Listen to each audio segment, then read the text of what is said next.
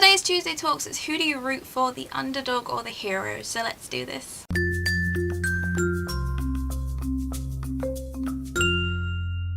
Hi everybody, it's Lydia here. I'm back. I know I haven't really gone for you. Like, for me, I haven't made a booktube video in over 2 months, but for you, I was here like last week.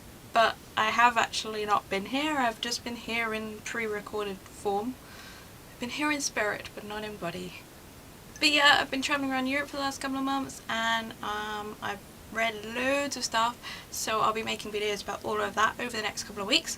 But I thought today I would just get back to normal and do a Tuesday Talks. For those of you who don't know, Tuesday Talks is a discussion group which is based on Goodreads. I will link them in the description below, and it's very similar kind of structure as Top 5 Wednesdays. Every week there is a question or discussion posted on the group and people make vlogs and blogs about it.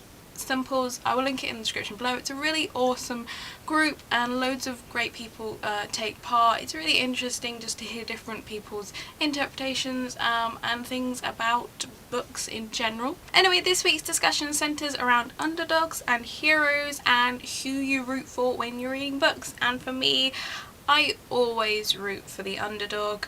I don't know whether it's like, I think it's actually just like a thing that in this country we tend to root for the underdog, like not just in books, just in sport and everything. It's like the default. If you're watching like a sporting event of some sort, if you are a neutral supporter, the chances are you will support the underdog. It's just a thing we do here. I don't know why it is. It's just something that we do because, I don't know, we do.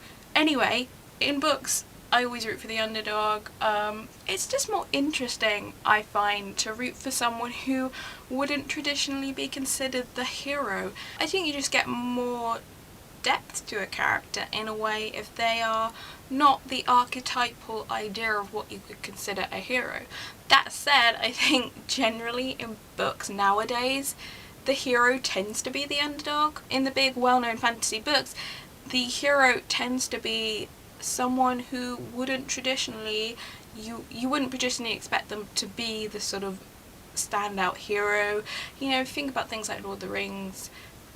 Frodo is technically, I know there are loads of heroes in that book, but technically Frodo is the hero in that book. He is the main character, and yeah, he's not what you would consider a hero, and I would say that happens in quite a lot of books. I think, as I say, because it just makes for a more interesting character. You know, if you have a character who is traditionally, you know, you look at them and they're strong and they're good and they're often royalty or something like that, it's just really boring if they are the hero, because you know that character, you know that kind of archetype in a way. Everyone knows that archetype, but a character who is like Frodo, who is an orphan, who is a hobbit, who is tiny, who wouldn't traditionally even step out of his neighbourhood, let alone go and march across Middle-earth. That's the kind of character that's interesting, and you want to know why they would want to do that, why they would be inclined to do that, and how they find the bravery to do that. Say with like the Arthurian legends, you have the knights who are always the heroes in that, but they are the knights and they're trained to do that, and they're meant to do all that stuff, and it's just a bit, you know, boring, to be honest. I much prefer the underdog. They're just much more interesting.